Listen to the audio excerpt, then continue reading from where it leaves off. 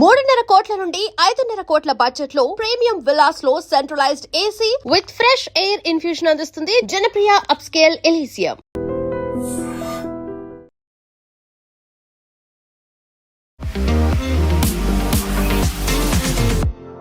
Welcome to news and నిజాలు. This is Lumbini.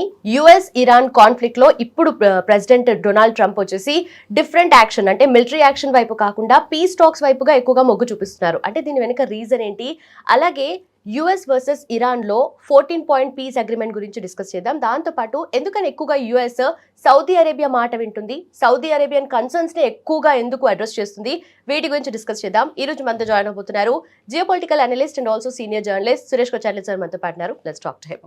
Hello sir, నమస్తే sir. Trump రోజు morning నిద్ర లేచి కొత్త డెసిషన్స్ తీసుకుంటారు and as of now peace talks వైపే ఎక్కువగా మొగ్గు చూపిస్తున్నారు, అంటే డిప్లొమసీ వైపు rather than military action. So why is it, and also Saudi Arabia ఎందుకు పిక్చర్లోకి ఎక్కువగా వస్తుంది? యాక్చువల్లీ ట్రంప్కి ఒక టర్మ్ ఉంది, టాకో అని చెప్పేసి. ట్రంప్ ఆల్వేస్ చికెన్స్ అవుట్, అంటే పెద్ద పెద్ద మాటలు చెప్తాడు కానీ 24 గంటల్లో మళ్ళీ యూటర్న్ తీసుకుంటారు. అదే జరిగింది ఈసారి కూడా. 2 రోజుల ముందు అన్నారు మేము one of the biggest bombing campaign చేయబోతున్నా ఇరాన్ మీద అని చెప్పారు. మళ్ళీ దాని తర్వాత 24 గంటల్లోనే ఇరాన్ కూడా చెప్పారు మా దగ్గర, సౌదీ అరేబియా ఒక్కరే కాదు, ఇరాన్ కూడా చెప్పారు ఆపండి మేము మాట్లాడుతున్నాం అని చెప్పేసి. కానీ ఎక్కడ మాటలు నడవట్లేదు. It is just a game of bluff అంతే. ట్రంప్కి ఏంటంటే ఒకటి, ఈ యుద్ధం ముందుకు తీసుకెళ్తే ఆయనకు తెలుసు ఇప్పుడు ఆయిల్ ప్రైసెస్ ఆల్రెడీ 90 దాటింది, 100 దాకా వచ్చేస్తుంది. ఇప్పుడు స్ట్రెయిట్ ఆఫ్ హార్మూజ్ ఎప్పుడు దాకా క్లోజ్ ఉంటుందో ఈ ప్రాబ్లం మళ్ళీ అంత యాక్యూట్ అవుతుంది. అటువైపు బాబల్ మందేబ్ స్ట్రెయిట్ని క్లోజ్ చేసి రెడ్ సీలో గల్ఫ్ ఆఫ్ ఏడెన్ నుంచి సౌదీ అరేబియా ఆయిల్ ఎక్స్పోర్ట్స్ అక్కడి నుంచి కూడా వెళ్తుంది. వాళ్ళకి పోర్ట్ ఉంది, Yanbu, east west pipe line ఒకటి ఉంది, దాని నుంచి యాన్బుక్ వస్తుంది. ఆల్మోస్ట్ అప్రాక్సిమేట్లీ 4 నుంచి 5 మిలియన్ బ్యారెల్స్ పర్ డే దాని నుంచి పంప్ చేస్తారు. అది ఇప్పుడు ఆగిపోయింది. అది కాకుండా సూయజ్ కెనాల్ వైపు కూడా మొన్న ఒక దాడి జరిగింది, ఎవరు చేశారో తెలియదు. సో ఈజిప్ట్ చాలా కోపంగా ఉన్నారు, వాళ్ళు కూడా మా మీద ఎందుకు దాడి చేస్తున్నారు, మేము యుద్ధంలో అసలు లేము. సో ఆ పరిస్థితుల్లో ఇప్పుడు అక్కడ మొత్తం గందరగోళం ఉంది, ఎవరు ఏం చేస్తున్నారో ఎవరికి అర్థం కావట్లేదు. సౌదీ అరేబియా ఏమో హూతీల మీద దాడి చేస్తున్నారు, అదే టైంలో బహ్రెయిన్, కువైత్ కూడా దాడి చేశారు ఇరాన్ మీద అని చెప్తున్నారు, మనకు తెలియదు, ప్రూఫ్ లేదు. ఇరాన్ ఏం మాట్లాడలేదు. ఇప్పుడు కొన్ని రోజుల నుంచి 2 రోజుల నుంచి ఇరానియన్ ప్రెసిడెంట్ కానీ, Iranian speaker of parliament Ghalibaf కానీ, వాళ్ళ ఫారెన్ మినిస్టర్ అరాచీ కానీ వీళ్ళు ఎవరు మాట్లాడలేదు ఎక్కువ. లేకుంటే అరాచీ అట్లీస్ట్ వెరీ వాల్యుబుల్, ఆయన ఎప్పుడు ఏదో ఒక మాట చెప్తుంటాడు, కానీ వీళ్ళు ముగ్గురు మాట్లాడలేదు. ఇరాన్ లేదన్నా సంక్షోభం ఉందా, ఇరాన్ లేదన్నా ఒక రెవల్యూషనరీ గార్డ్స్ అండ్ పొలిటీషియన్స్ నడమిట్లేదని గొడవ ఉందా అని తెలియదు మనకి. సో ప్రెసిడెంట్ ట్రంప్ మీరు అడిగిన ప్రశ్నకి సౌదీ అరేబియా ఈ డీల్లో ఎక్కడొచ్చారు, ఇప్పుడు దాకా వాళ్ళు లేరు దీంట్లో. ఇన్ఫ్యాక్ట్ సౌదీ అరేబియాకి ఇరాన్కి ఎప్పుడు పడదు. దీనికన్నా ముందు కూడా కొన్ని సంవత్సరాల ముందు సౌదీ అరేబియా ఇరాన్ నుంచి వచ్చే హజ్కి వచ్చే పిలిగ్రిమ్స్ని బ్యాన్ చేశారు. థింక్ ఇట్ అబౌట్ కోవిడ్ కన్నా ముందు 10 సంవత్సరాలు అయింది అనుకుంటా. దానికి కారణం అంటే అక్కడ వచ్చి వాళ్ళు పొలిటికల్ గొడవ చేస్తున్నారు అండ్ అక్కడ స్లోగన్స్ రేస్ చేస్తున్నారు. సో మేము వీళ్ళని అలో చేయమని చెప్పి, జస్ట్ లైక్ పాకిస్తాన్ నుంచి ఎందుకు అలో చేయరంటే వాళ్ళు అక్కడ వచ్చి బిచ్చం అడుగుతారంట, దానికోసం they will become beggars after, return వెళ్ళకుండా అక్కడే ఉండిపోతారు, బెగ్గింగ్ చేస్తారని చెప్పి పాకిస్తాన్ నుంచి ఉన్న పిలిగ్రిమ్స్ని కూడా బ్యాన్ చేశారు కొన్ని రోజులు. సౌదీ అరేబియాకి ప్రాబ్లం ఏంటంటే ఈ యుద్ధంలో ఇప్పుడు వాళ్ళు కూడా చిక్కపోయారు. దీని ముందు వాళ్ళు అంత యాక్టివ్గా వాళ్ళ మీద బాంబింగ్ లేకుండే, కానీ ఇప్పుడు హూతీలు దిగిన తర్వాత సౌదీ అరేబియాకి కూడా ప్రాబ్లం అయిపోయింది. ఇప్పుడు సౌదీ అరేబియా యూజువలీ న్యూట్రల్గా ఉంటారు ఇట్లాంటి దాంట్లో. వాళ్ళకి ఒకటే ఏమేంటంటే ఇస్లామిక్ వరల్డ్లో వాళ్ళే లీడర్ అని చూపించుకోవాలి, ఎందుకంటే వాళ్ళు custodians, Mecca and Medina 2 of the holiest sites of ఇస్లాంలో వాళ్ళ దగ్గర ఉంది, మేమే ఖలీఫాలు అని చెప్పుకుంటారు. టెక్నికలీ కాదనుకోండి, కానీ టర్కీ అంటారు మేమే ఖలీఫాలు, అంటే కాదు, we are the leaders of the Muslim world అని. ఇది అన్ని దేశాలు ట్రై చేస్తున్నారు, ఖతర్ ట్రై చేస్తున్నారు.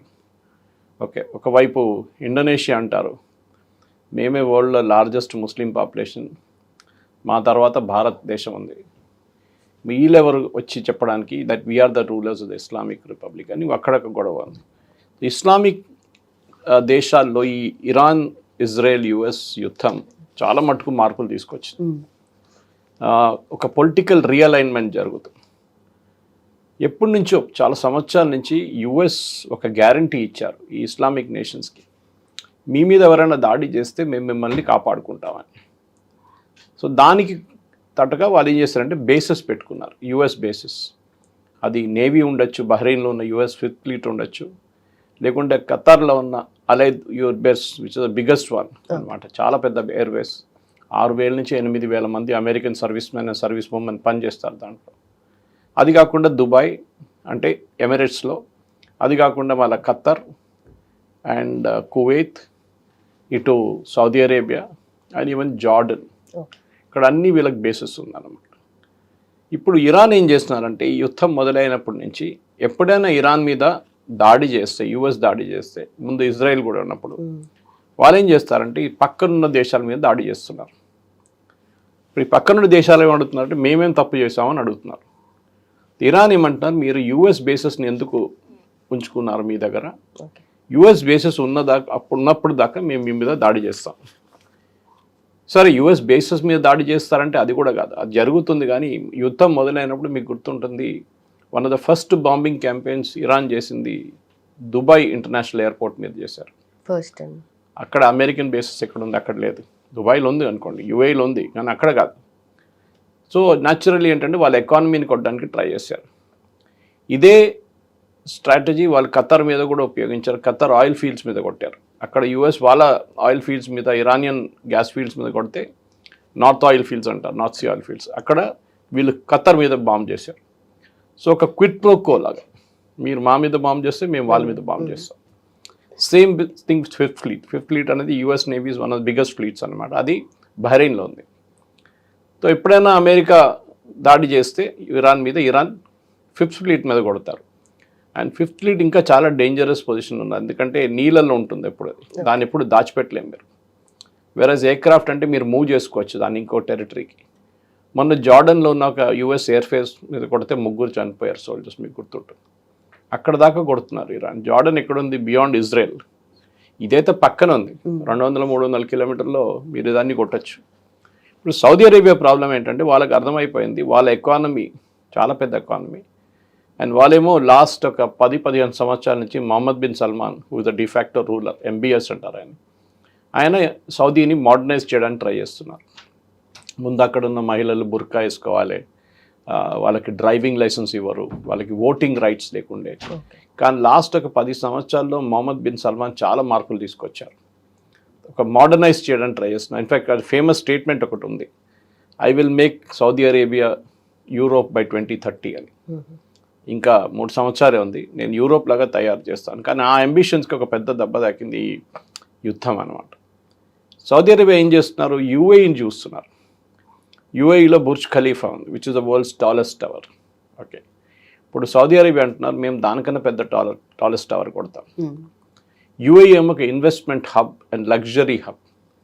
మీరు లోకంలో ఉన్న ప్రతి కంపెనీ, ఇంక్లూడింగ్ ఇండియన్ కంపెనీలు, వాళ్ళ బేసెస్ అక్కడ పెట్టుకున్నారు, వాళ్ళ ఆఫీసెస్ అక్కడ మార్చుకున్నారు. ఎందుకు, ట్యాక్స్ ఫ్రీ, ఎంప్లాయీస్కి ట్యాక్స్ ఫ్రీ, కంపెనీస్కి ట్యాక్స్ ఫ్రీ, ఏం ట్యాక్స్ ఉండదు. మీకు వచ్చే జీతం అంతా మీ జీతం. కానీ it's a very costly place, చాలా కాస్ట్లీ ఇక్కడ ఉండడానికి.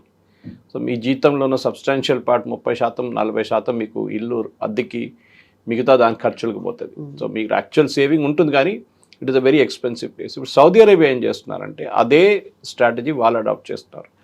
వాళ్ళేమంటున్నారు, కంపెనీల దగ్గర మీరు పెట్టుబడి మా దగ్గర పెట్టండి, మేము మీకు ట్యాక్స్ ఫ్రీ రెజ్యూమ్ ఇస్తాం, మీరు ఇక్కడికి రండి సౌదీ అరేబియాకి.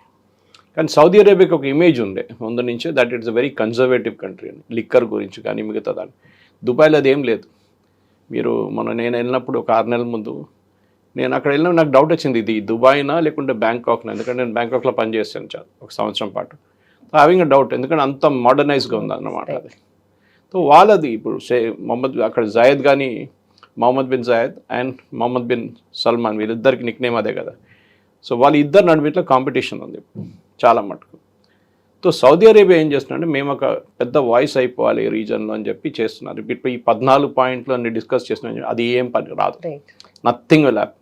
ఇదన్నీ మనం ముందు చూసాం, మళ్ళీ యాక్షన్ రీప్లే నడుస్తుంది. ఇరాన్ ఎప్పుడు యుఎస్ కావాల్సిన చెప్పిన న్యూక్లియర్ డీల్ కూడా వాళ్ళు అగ్రీ చేయరు. బట్ అదే మెయిన్ పాయింట్ లేదు దీంట్లో. ఒక వారం తర్వాత మీరు చూడండి, it will go back to bombing again. దీనికన్నా ముందు చూసాం, మళ్ళీ అదే జరుగుతుంది. ఇది సౌదీ అరేబియా చెప్పిన మాటకు వీళ్ళు పట్టించుకోవాలని లేదు, ఇరాన్ అస్సలు పట్టించుకోరు. ఎందుకంటే ఒకటి, వీళ్ళిద్దరు డిఫరెంట్ టెనెట్స్ ఆఫ్ ఇస్లాం నుంచి వస్తారు. Iran is a Shia nation, Saudi Arabia Sunni, వరల్డ్లో సున్నీస్ మెజారిటీ, 10% షియాలు ఉంటారు మన దగ్గర. మన నిజాం ఇక్కడ ఉన్న రూలర్స్ పర్షియా నుంచి వచ్చిన వాళ్ళు, దే ఆర్ షియాస్, వాళ్ళు షియాస్ ఉండే అనమాట. So large part of Hyderabad population Shias. వాళ్ళ దగ్గర వాళ్ళ కాన్సెప్ట్ డిఫరెంట్ ఉంటుంది. వాళ్ళకి సున్నీస్కి ఎప్పుడు పడదు.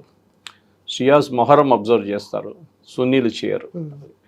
సో సౌదీ అరేబియా ఇరాన్ నడిమిట్లో ఎప్పటి నుంచో గొడవ ఉంది. ఆ గొడవకి ఇంకా పెద్ద ప్రాబ్లం ఎక్కడ వచ్చిందంటే యెమెన్తో వచ్చింది. యెమెన్ అనేది సౌదీ అరేబియా బాటమ్ పోర్షన్లో ఉన్న ఒక కంట్రీ.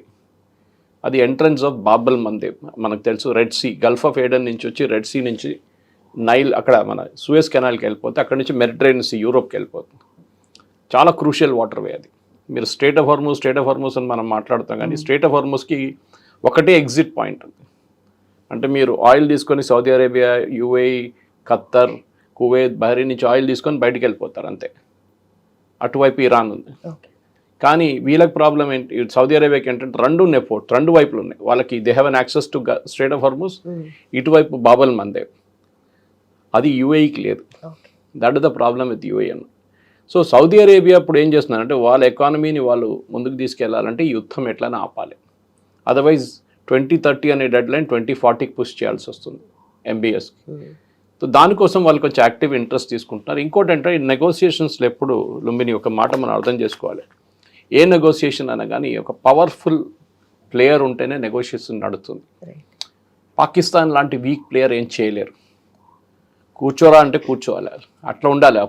ఈ నెగోషియేట్ చేస్తున్న వాళ్ళు కూర్చోవాలి. అప్పుడు పాకిస్తాన్ కూర్చోవాలంటే వాళ్ళు ఎవరు పట్టించుకోరు, ఇద్దరు పట్టించుకోరు. పాకిస్తాన్ దానికోసం ఇక్కడి నుంచి కాగితం తీసుకెళ్ళి ఆ రూమ్లో ఇస్తున్నారు, ఆ కాగితం తీసుకొని ఇక్కడ ఇస్తున్నారు. It is messed up. దాని తర్వాత ఖత్తర్ వచ్చారు. ఇది ఎక్కడికి వెళ్ళట్లేదు అని అనిపించినప్పుడు 2 నెలల ముందు Khattar got in to the discussion. దానికన్నా చాలా రోజుల ముందు మనకు తెలుసు, even in July last year Oman was involved in this negotiations.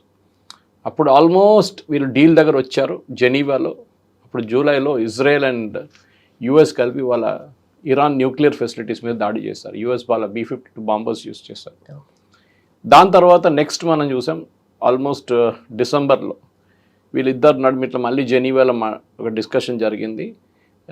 Oman was a mediator. ఒమాన్తోని రెడీగా అయిపోయారు సంతకం పెట్టడానికి ఇరాన్. మళ్ళీ బాంబింగ్ జరిగింది ఫిబ్రవరి 28. సో ఒమాన్ దాని నుంచి పక్కన జరిగిపోయారు. వీఆర్ నాట్ ఇంట్రెస్టెడ్, ఎందుకంటే మేము ఎప్పుడు కూర్చున్నా కానీ మీరు బాంబే వేసేస్తున్నారు. అప్పుడే ఇప్పుడు సౌదీ అరేబియా దిగారు. సౌదీ అరేబియా అంటున్నారు మేము మాట్లాడుతున్నాం అని, కానీ ఏం మాట్లాడుతున్నారో ఎవరికి అర్థం కావట్లేదు. బికాజ్ ఈ 14 పాయింట్ MOU మీరు చెప్పింది ఎవ్వరు పట్టించుకోరు. యుఎస్కి కావాల్సిన కండిషన్ ఏంటి, Iran should not have a nuclear weapon, straight of Hormuz completely ఓపెన్గా ఉంచుకోవాలి. ఇరాన్ చాలా క్లియర్గా తెలుసు, ఏ దేశం దగ్గర న్యూక్లియర్ టెక్నాలజీ ఉండదో, న్యూక్లియర్ వెపన్ ఉండదో వాళ్ళు ఎవరు పట్టించుకోరు. మీరు ఎగ్జాంపుల్ నార్త్ కొరియా తీసుకోండి. నార్త్ కొరియా క్వైట్గా కూర్చుంటారు, డిక్టేటర్, 1 పార్టీ రూల్, అక్కడ ఏం జరుగుతుంది ఎవ్వరికి తెలియదు. కానీ వాళ్ళ దగ్గర న్యూక్లియర్ వెపన్స్ ఉంది. దానికోసం ఎవ్వరు వెళ్ళి వాళ్ళ దగ్గర గొడవ చేయరు. కిమ్ జాంగ్ ఉన్ అబ్సల్యూట్ లీడర్గా అక్కడ కూర్చున్నారు. మీరు ఇజ్రాయెల్ని తీసుకోండి. Israel is a nuclear power, కానీ ఓపెన్గా వాళ్ళు డిక్లేర్ చేయలేదు. ఇంకా మనలాగా పాకిస్తాన్ లాగా they have not declared that మా దగ్గర న్యూక్లియర్ వెపన్స్ ఉందని చెప్పేసి. ఇప్పుడు సౌదీ అరేబియాకి ఒక న్యూక్లియర్ అంబిషన్ ఉంది. వీళ్ళందరి దగ్గర న్యూక్లియర్ వెపన్స్ ఉంటే మేము ఎందుకు పెట్టుకోకూడదు అని చెప్పి. కానీ అది అమెరికా ఎప్పుడు అగ్రీ చేయరు, ఎందుకంటే ఆల్రెడీ ఇరాన్తోనే పెద్ద ప్రాబ్లం అవుతుంది. So Iran should not have a nuclear weapon అని చెప్పారు. కానీ ఇరాన్ ఏమంటున్నారు, అది మా సావరెంటీ క్వశ్చన్, మమ్మల్ని సీరియస్గా తీసుకోవాలంటే మా దగ్గర న్యూక్లియర్ వెపన్స్ ఉండాలి. దీనికి ఒక ఎగ్జాంపుల్ ఇస్తాను మీకు. న్యూక్లియర్ వెపన్స్ లేకుంటే ఒక దేశం పరిస్థితి ఏమైపోతుందంటే, యుక్రెయిన్ చూసి నేర్చుకోవాలి మనం. సోవియట్ యూనియన్తో ఉన్నప్పుడు యుక్రెయిన్ దగ్గర న్యూక్లియర్ వెపన్స్ ఉండే. కానీ సోవియట్ యూనియన్ బ్రేకప్ అయినప్పుడు, USSR బ్రేకప్ అయినప్పుడు రష్యా ఏం చేశారంటే యుక్రెయిన్లో వచ్చి వాళ్ళ న్యూక్లియర్ వెపన్స్ అంతా తీసుకెళ్ళిపోయారు. మీకెందుకు న్యూక్లియర్ వెపన్, మేము కాపాడుకుంటాం మిమ్మల్ని అని చెప్పేసి. ఇవాళ యుక్రెయిన్ మీద బాంబింగ్ చేసి యుక్రెయిన్ ఏం చేయలేకపోతే, of course they are attacking, Russia relentlessly attack చేస్తున్నారు. ఇన్ఫ్యాక్ట్ డామినెన్స్ ఉన్నారు ఇప్పుడు వాళ్ళకి. కానీ అది కన్వెన్షనల్ వెపన్స్, మిసైల్స్ కానీ మిగతా ఎయిర్క్రాఫ్ట్ బాంబింగ్ కానీ అట్లా నడుస్తుంది. కానీ వాళ్ళ దగ్గర న్యూక్లియర్ వెపన్ లేదు. న్యూక్లియర్ వెపన్ ఉంటే రష్యా మాట్లాడుతుండే వాళ్ళతో కూర్చొని ఇప్పుడే ఇమ్మీడియట్గా. అదొకటి అన్నమాట.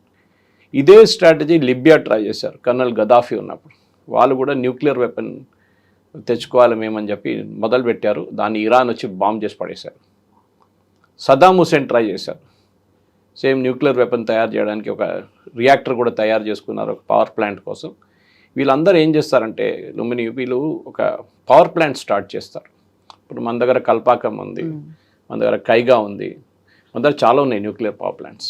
ఫస్ట్ మనం ముంబైలో స్టార్ట్ చేసాం ఒక చిన్న రియాక్టర్ నుంచి అప్సరాని. కానీ అక్కడి నుంచి మనం కమర్షియల్కి వెళ్ళిపోయాం మనం కంప్లీట్లీ. మన దగ్గర కూడంకులం ఉంది. So we have lot of nuclear plants అన్నమాట. కానీ ఇప్పుడు మనం ఇంకా ఎక్స్పాండ్ చేయబోతున్నాం చాలా మటుకు. మన దగ్గర నుంచి మోదీ గవర్నమెంట్ ప్లాన్ వేసిన దాని ప్రకారం ఆల్మోస్ట్ 3 to 4 times ఇప్పుడున్న కెపాసిటీని పెంచిపోతున్నాం మనం. కానీ ఇప్పుడు ఏ దేశమైనా వాళ్ళు ఫస్ట్ ఒక న్యూక్లియర్ పవర్ ప్లాంట్ పెట్టుకుంటారు. దాంతోపాటు ఏం చేస్తుంది, దాంట్లో ఉన్న న్యూక్లియర్ ఫ్యూయల్ వాడుకున్న తర్వాత దాన్ని సేఫ్గా ఒక ప్లేస్లో ఉంచుకోవాలి. ఎందుకంటే దాని లైఫ్ చాలా ఉంటుంది. ఓకే, మనం ఫిజిక్స్ చదువుకున్నప్పుడు మనం చూసాం, కెమిస్ట్రీ చదువుకున్నప్పుడు అంతా ఒక యురేనియంది హాఫ్ లైఫ్ ఎంత ఉంటుంది అనేది సంవత్సరాల పాటు దాన్ని డ్రమ్లో వేసి సీల్ చేసి డెజర్ట్లో పెడతారనమాట. సో దాన్ని సేఫ్గా ఉంచుకోవాలి. కానీ వీళ్ళేం చేస్తారంటే దాన్ని రీప్రోసెస్ చేస్తారు. లిబియా లాంటి దేశాలు, ఇరాక్ లాంటి దేశాలు ట్రై చేశారు, ఈవెన్ ఇరాన్ కూడా. వాళ్ళ దగ్గర హై లెవెల్ సెంట్రిఫ్యూజ్ ఉంది. మీరు కాలేజ్లో వెళ్ళి చదువుకున్నప్పుడు గుర్తుంటుంది మీకు. సెంట్రిఫ్యూజ్ అంటే violently it will keep test tubes ఉంటుంది, అది తిరుగుతుంది అండ్ మ్యాటర్ విల్ సపరేట్ అనమాట. ఇది యురేనియం టెక్నాలజీ. సౌదీ అరేబియాకి ఈ టెక్నాలజీ కావాలి ఇప్పుడు. అది వాళ్ళకి దొరకాలంటే యుఎస్ అగ్రీ చేయాలి. సో యుఎస్ అగ్రీ చేయట్లేదు. కానీ ఇప్పుడు కొత్తగా ఒక సంవత్సరం ముందు president Trump and Mohammed bin Salman ఒక సంతకం పెట్టారు, ఒక ఒప్పందం చేశారు. దట్ సౌదీ అరేబియాకి ఒక న్యూక్లియర్ పవర్ ప్లాంట్ మేము ఇస్తామని చెప్పి యుఎస్ ఒక డీల్కి వచ్చారు. కానీ సౌదీ అరేబియా ఏమంటున్నారంటే మేము ఎన్రిచ్మెంట్ కూడా చేసుకుంటాం. అది it is not agreeable. Moment enrichment అంటే ఏంటంటే ఒక న్యూక్లియర్ ప్లాంట్ నడిపేయడానికి మీకు 3.67% ప్యూరిటీ చాలు యురేనియంది. కానీ మీరు దాని నుంచి పెంచుకొని 10, 20, 30, 40 వెళ్ళగానే అలాం బెల్స్ మొదలవుతుంది. వీళ్ళు ఏదో చేయబోతున్నారని చెప్పేసి. ఎందుకంటే మీకు 30% అక్కర్లేదు, 3.67% చాలు. ఇప్పుడు మన దగ్గర చర్లపల్లిలో న్యూక్లియర్ పవర్ ప్లాంట్ ఉంది, nuclear power complex, NFC nuclear fuel complex. ఈ న్యూక్లియర్ ఫ్యూయల్ కాంప్లెక్స్లో మనం యురేనియం రాడ్స్ తయారు చేస్తాం. అంటే బయట నుంచి ఇప్పుడు ఆస్ట్రేలియా నుంచి తెచ్చుకుంటున్నాం, కెనడా నుంచి తెచ్చుకుంటాం. మన దగ్గర యురేనియం చాలా తక్కువ ప్రొడక్షన్. కానీ బయట నుంచి వచ్చి తీసుకొస్తున్న యురేనియంని రాడ్స్గా కన్వర్ట్ చేసి దాన్ని పవర్ ప్లాంట్స్కి పంపిస్తాం. It's very complicated technology. So చర్లపల్లిలో అది చేస్తారు. ఆల్ ఓవర్ ఇండియా అన్ని న్యూక్లియర్ పవర్ ప్లాంట్స్కి మన దగ్గర ఇక్కడ తయారవుతుంది ఫ్యూయల్ రాడ్స్. ఈ ఫ్యూయల్ రాడ్స్ని కంట్రోల్ చేయడం, దాన్ని రీప్రోసెస్ చేసినప్పుడు అంటే యూజ్ చేసిన తర్వాత రీప్రోసెస్, ఇదంతా చాలా మట్టుకుని పెద్ద టెక్నాలజీ. ఇప్పుడు సౌదీ అరేబియా ఏమంటున్నారు, మాకు ఇది కావాలి, లేకుంటే మేము రష్యా దగ్గర నుంచి తెప్పించుకుంటాం. ఈ ప్రాబ్లం ఇరాన్ కూడా అయింది. ఇప్పుడు ఇరాన్లో ఉన్న ఒక బుషేర్ అని చెప్పి ఒక న్యూక్లియర్ పవర్ ప్లాంట్ ఉంది ఒకటి వాళ్ళ దగ్గర. వాళ్ళకి చాలా ఎక్స్టెన్సివ్గా న్యూక్లియర్ ఫెసిలిటీస్ ఉంది. ఫుర్దోలో ఉంది, తెహ్రాన్లో ఉంది, ఇస్ఫహాన్లో ఉంది. ఇట్లాంటి వాళ్ళ దగ్గర చాలా ప్లేసెస్లో వాళ్ళు డిస్ట్రిబ్యూట్ చేసుకున్నారు ఈ న్యూక్లియర్ ఫెసిలిటీస్ని. కానీ ఒక పవర్ ప్లాంట్ ఉన్నది ఒకటే వాళ్ళ దగ్గర బుషేర్లో ఉంది. మొన్న యుఎస్ వాళ్ళు దాని పక్కన ఉన్న కాంపౌండ్ వాళ్ళని బాంబ్ చేశారు, ఒక మిలిటరీ అవుట్పోస్ట్. కానీ ప్లాంట్ని ముట్టలేదు, ఎందుకంటే చాలా డేంజరస్. అది ముట్టితే మొత్తం రేడియేషన్ అయిపోతుంది, మళ్ళీ చుట్టుపక్కల 1000 kilometers దాకా it will impact. So Saudi Arabia ఏమంటున్నారు, మాకు ఈ న్యూక్లియర్ ప్లాంట్ కావాలి. సో యూఎస్ ఇప్పుడు సౌదీ అరేబియాని వింటున్నారు. సో మీ ఫస్ట్ క్వశ్చన్ ఆన్సర్ ఇప్పుడు వచ్చింది, ఎందుకు వింటున్నారు అని. యూఎస్కి బిజినెస్ చేయాలి వాళ్ళతో, లేకుంటే మళ్ళీ రేపు మొహమ్మద్ బిన్ సల్మాన్ అంటారు we are cancelling, we are going with Russia అని. ఇరాన్లో ఉన్న ఈ బుషేర్ పవర్ ప్లాంట్ రష్యన్స్ కట్టారు అండ్ రష్యన్స్ నడిపించారు. అందుకే ఇరాన్కి ఎక్స్పర్టీస్ లేదు పవర్ ప్లాంట్ నడిపించడానికి. మనలాగా అట్లా కాదు, మన కూడంకులం మనమే నడిపిస్తున్నాం. అది ఇప్పుడు 3 units అయింది, ఇంకా 3 units యాడ్ చేయడానికి పోతున్నారు. వి ఆల్రెడీ హ్యావ్ అటువైపు కల్పాకం ఉంది మనకి, అక్కడ తమిళనాడు వైపున టు ద సీ అన్నమాట. సో ఈ వాళ్ళకి భయం ఏంటంటే యూఎస్కి రష్యన్స్ ఒకసారి వచ్చేస్తే సౌదీ అరేబియాకి వాళ్ళ యాక్సెస్ పోతుంది. రష్యాకి ఇంకో స్ట్రాటజీ ఉంది, అది టయోటా స్ట్రాటజీ అంటారు దాన్ని. టయోటా ఏం చేస్తారంటే ఇప్పుడు కాదు ముందు ఏం చేస్తారు, వాళ్ళ కారు చాలా చీప్ రేట్లో అమ్ముతుండేవాళ్ళు. జపాన్ కారు మన దగ్గర కాదు, జనరల్లీ ఓవరాల్ కారు చాలా చీప్ రేట్కి అమ్ముతారు. స్పేర్ పార్ట్లు చాలా ఎక్స్పెన్సివ్ ఉంటుంది. వాళ్ళ స్పేర్ పార్ట్స్ మీకు ఎక్కడ దొరకదు. సో ఏదో మీరు రాణిగంజ్కి వెళ్ళి తెచ్చుకోవడం అట్లా ఉండదు వాళ్ళ దగ్గర. సో ఆ స్ట్రాటజీ రష్యా కూడా అడాప్ట్ చేస్తారు న్యూక్లియర్ టెక్నాలజీలో. రష్యా ఏం చేస్తారంటే పవర్ ప్లాంట్ చాలా చీప్గా ఇస్తారు, కానీ ఏమంటారు ఫ్యూయల్ రాడ్స్ దాంట్లో వెళ్ళే ఫ్యూయల్ మేమే ఇవ్వాలి, మీ ఇంకా ఏ ఫ్యూయల్ మీరు వాడలేరు దాంట్లో. So they are stuck with Russia అన్నమాట, ఇంకా వాళ్ళు ఏం చేయలేరు. సౌదీ అరేబియా కూడా రష్యాతో నెగోషియేట్ చేయడానికి ట్రై చేశారు, చైనాతో నెగోషియేట్ చేశారు.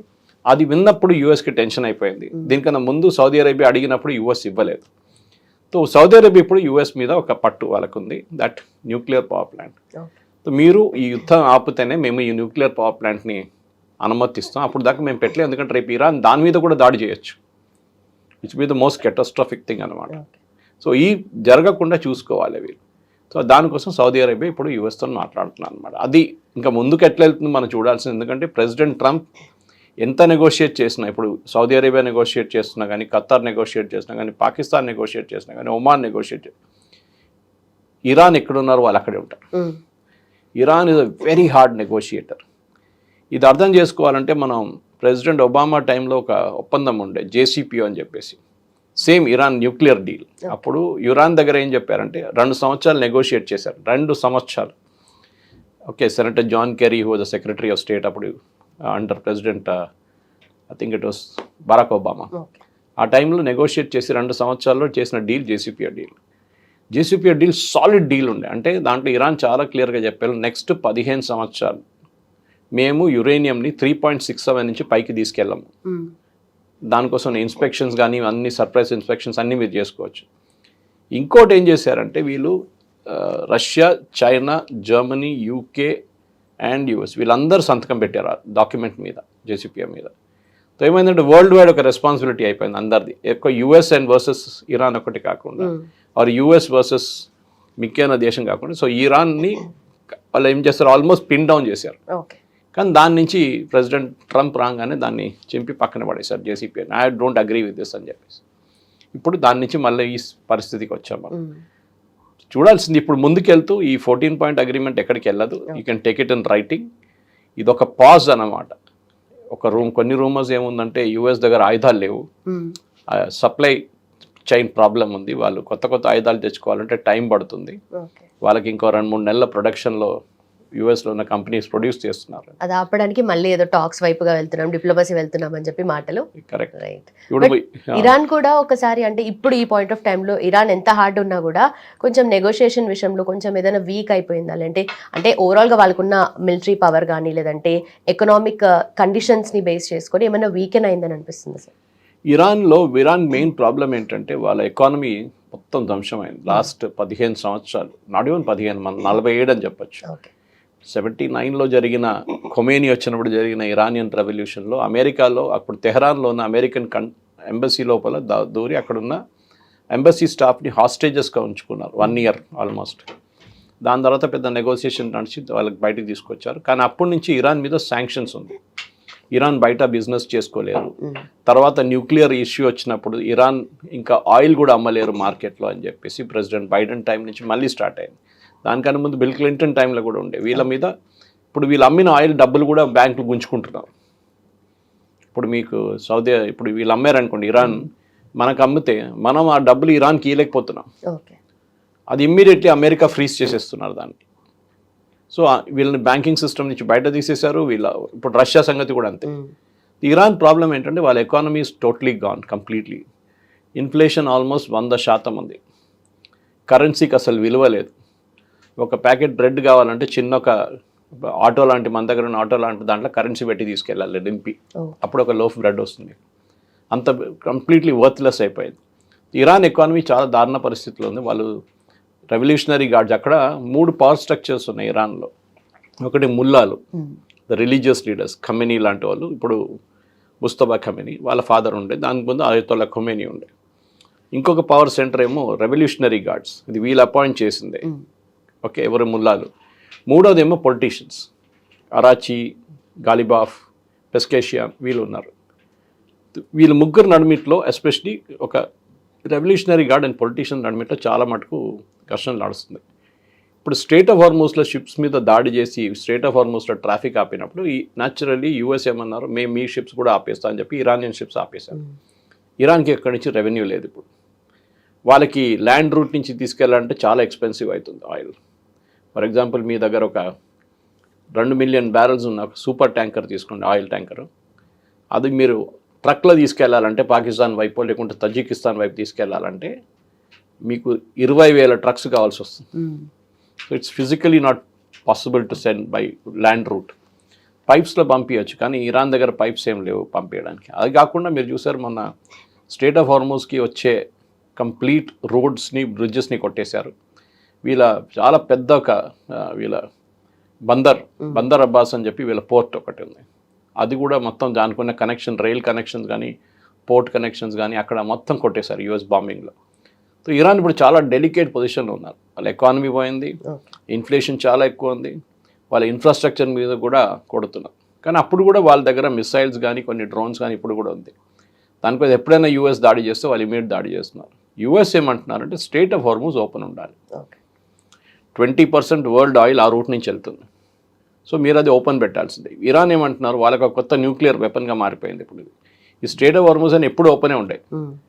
ఓకే, ఐ థింక్ హిస్టరీలో 2వ సార్లే బంద్ చేశారు అది. ఒకటి I think the British 1950s ఒకసారి క్లోజ్ చేశారు. దాని తర్వాత సద్దాం హుసేన్ 8-year వార్లో క్లోజ్ చేశారు 1980s. కానీ అంత క్లోజర్ లేకుండే అప్పుడు. చిన్నగా కొన్ని షిప్స్ వెళ్ళట్లేదు అంతే. ఇప్పుడు కంప్లీట్గా మారింది. రోజుకి 120 షిప్స్ క్రాస్ చేస్తుంది స్ట్రెయిట్ ఆఫ్ హార్మూజ్ని, వెళ్ళడం బయటికి రావడం. అంటే ఆయిల్ పికప్ చేస్తాం, గ్యాస్ పికప్ చేయడం, పెట్రోకెమికల్స్ పికప్ చేయడం, gas pickup, helium gas pickup చేయడం, ఫెర్టిలైజర్ పికప్, అన్నీ నడుస్తూనే ఉంటుంది. వెళ్తుంది ఎంటీ షిప్, బయటికి ఫుల్. 120 షిప్స్ పర్ డే వెళ్తుండే. అంటే 60 అటువైపు 60 ఇటువైపు అని పెట్టుకోవచ్చు. ఇప్పుడు 3-4 కూడా వెళ్ళట్లేదు. సో అది మళ్ళీ ఒక్కసారి ఆ పొజిషన్కి రావాలంటే ఇరాన్ షుడ్ అగ్రీ అన్నమాట. ఇప్పుడు ఇరాన్ అగ్రీ చేస్తారా లేదా? ఇప్పుడు మీరు ఈ 14 పాయింట్ మర్చిపోండి. ఇప్పుడు ఉన్న పాయింట్స్ 2. ఇరాన్ దగ్గర న్యూక్లియర్ వెపన్స్ ఉండకూడదు, Iran straight of Hormuz open పెట్టాలి. ఇరాన్ అంటున్నారు స్ట్రెయిట్ ఆఫ్ హార్మూజ్ మేము ఓపెన్ పెట్టము, మాకు ఏమైనా డబ్బులు ఇవ్వాలి మీరు, ఒక టోల్ లాగా. ఆ టోల్కి మీరు ఏమైనా పని వేస్తారా, మీరు రోడ్ వేసినారా అంటే అది కూడా లేదు. ఇప్పుడు మన దగ్గర టోల్ కలెక్ట్ చేస్తారు, అవుటర్ రింగ్ రోడ్ కానీ.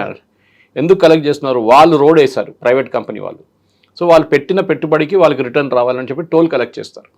ఒక పీరియడ్ ఉంటుంది, 10 సంవత్సరాలు, 20 సంవత్సరాలు, 25 సంవత్సరాలు అని చెప్పేసి. దాని తర్వాత వాళ్ళు మెయింటైన్ చేయాలి రోడ్ని, లైట్లు కావని, రోడ్ కావని అన్నీ మెయింటైన్ చేయాల్సి వస్తుంది. ఇప్పుడు అదేలాగా ఇరాన్ అంటే మాకు డబ్బులు ఇవ్వండి. అటువైపు ఒమాన్ ఉన్నారు, ఇటువైపు. సో ఒమాన్ అండ్ ఇరాన్ నడిమిట్లో ఉన్న వాటర్ వే ఇది స్ట్రెయిట్ ఆఫ్ హార్మూజ్. ఇప్పుడు షిప్స్ అన్నీ ఒమాన్ వైపు నుంచి వెళ్ళాలని చెప్పి యూఎస్ ఆర్డర్ ఇచ్చారు. ఇరాన్ అంటున్నారు ఒమాన్ వైపు నుంచి మేము వెళ్ళనీయం. It's like U turn almost. చిన్నది 32 కిలోమీటర్లే ఉన్నాయి వాటర్ వే. 2 షిప్స్ 3 షిప్స్ అట్లా ప్యారలల్గా వెళ్ళొచ్చు ఒకటే టైంలో. సో ఇప్పుడు ఇరాన్ని ఈ స్ట్రెయిట్ ఆఫ్ హార్మూజ్ని ఓపెన్ పెడితే ఆయిల్ ప్రైసెస్ పడిపోతుంది, మనకి ఇక్కడ పెట్రోల్ ధరలు తగ్గించుకోవచ్చు మనం. అదే టైంలో ఇరాన్ దాన్ని అనుమతించట్లేదు, మాకు డబ్బులు ఇవ్వండి ముందంట. అక్కడే వీళ్ళిద్దరు నడిమిట్లో ఆర్గ్యుమెంట్ నడుస్తుంది. అదొకటి క్లియర్ అయితే then it is through. Or nuclear weapon కూడా, అది కూడా ఇరాన్ ఇప్పుడు దాన్ని అంత ఈజీగా ఇరాన్కి రాదనుకోండి. Directly US has already bombed వాళ్ళ న్యూక్లియర్ ఫెసిలిటీస్ని. లాస్ట్ జూలైలో బాంబ్ చేశారు, వాళ్ళు ఇంకా రిపేర్ చేయలేకపోయారు. అదంతా ఒక న్యూక్లియర్ వెపన్ తయారు చేయాలంటే అంత ఈజీ కాదు. బట్ ఇది స్ట్రెయిట్ ఆఫ్ హార్మూజ్ వాళ్ళందరికీ ప్యాసేజ్ కదా సార్. ఇలా ఇరాన్ ఒక్కటే టోల్ కలెక్ట్ చేస్తుంది, అసలు టెక్నికలీ కూడా రాంగ్. వాళ్ళకి ఒక ట్రంప్ కార్డ్గా మారిపోయింది ట్రంప్ వ్యతిరేకంగా, భయపెట్టి. అప్పుడు ఒక షిప్ మీద ఒక మిసైల్ కొట్టేస్తే అయిపోతుంది, ఆ షిప్ మంట పట్టుకుంటుంది మొత్తం. దాని తర్వాత ఆ షిప్ డిసేబుల్ చేసేస్తారు. చాలా ఈజీ, చిన్న ఒక $20,000 ఒక డ్రోన్తో కొట్టచ్చు మీరు. సో అమెరికా ఇప్పుడు ఏమంటే మీరు ఒక షిప్ మీద కొడితే మీ బ్రిడ్జ్ మీద కొడతాం, ఒక షిప్ మీద కొడితే మీ పవర్ ప్లాంట్ మీద కొడతాం.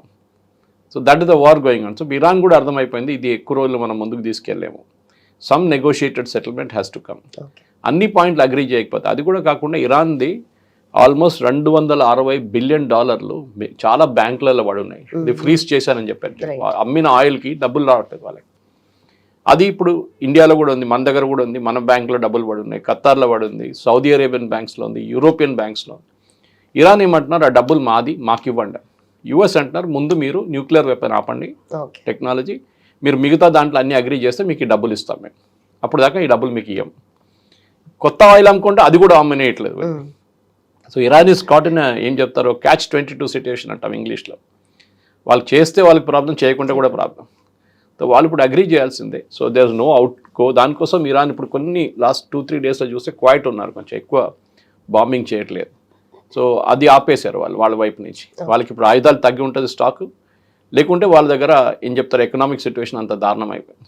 చూడాలి ఇంకా ముందుకు వెళ్తున్నప్పుడు నెక్స్ట్ 1 వీక్లో ఏం నెగోషియేషన్ నడుస్తుంది, ఎవరు నెగోషియేట్ చేస్తారు, పాకిస్తాన్ చేస్తారా, ఖతార్ చేస్తారా, ఒమాన్ చేస్తారా, లేకుంటే సౌదీ అరేబియా చేస్తారా చూడాల్సింది.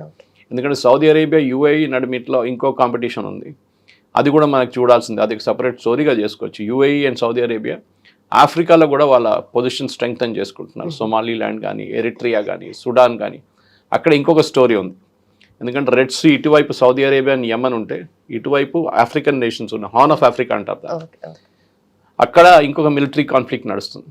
So possibly part 2 can be that అన్నమాట. Right sir thank you so very much much. Thank you.